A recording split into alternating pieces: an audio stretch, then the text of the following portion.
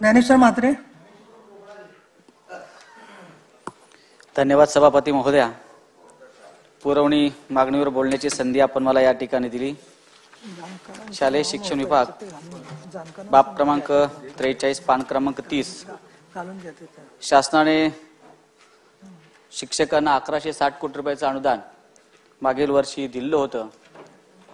अनुदान अनेक वर्षापासून रखडलं होतं, पण देण्याचं अत्यंत चांगलं कार्य राज्याचे मुख्यमंत्री आणि उपमुख्यमंत्री शिक्षण मंत्री यांनी केलेलं आहे.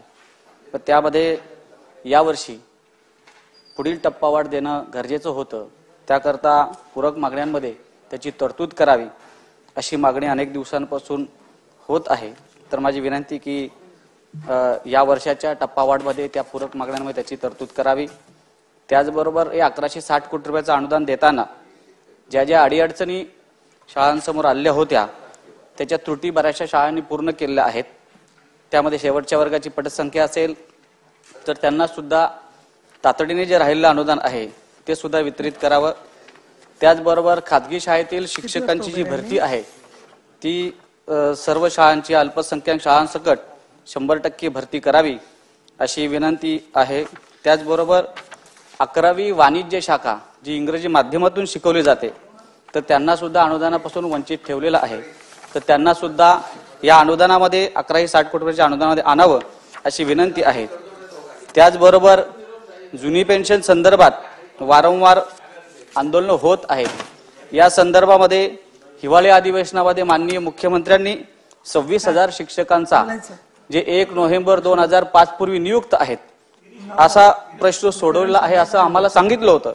परंतु आता जी शासन आदेश निघाला ज्यामध्ये फक्त सरकारी कर्मचारी आहेत त्यांचाच उल्लेख केला आहे. मात्र शिक्षक आणि शिक्षकेतर कर्मचारी जे 26,000 शिक्षकेतर कर्मचारी आहेत जे नोव्हेंबर 2005 पूर्वी विना तत्वावर किंवा अंशतः अनुदानावर आहेत त्यांना सुद्धा 1982 ची जुनी पेन्शन योजना लागू करण्यासंदर्भात या पुरवणी मागण्यांमध्ये माझी मागणी राहील.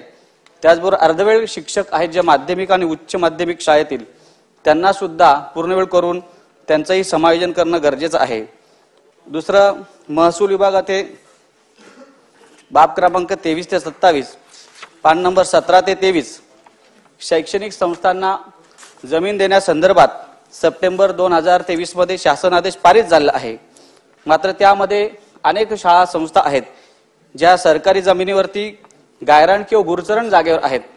तर जशी सवलत याच्यामध्ये शासन आदेशामध्ये सरकारी जमिनी संस्थांना दिली आहेत त्यामध्ये गायरान आणि गुरचरण सुद्धा अंतर्भूत करून अशा संस्थांना जमिनी नाममात्र दराने त्या ठिकाणी द्याव्या अशी माझी विनंती राहणार आहे.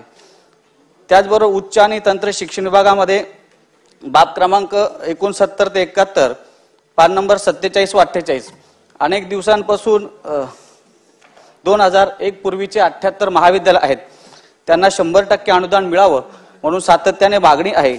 त्याची सुद्धा मागणी आहे ती सुद्धा या बजेटमध्ये पुढील तरतुदीमध्ये त्यामध्ये आणावं अशी माझी विनंती आहे.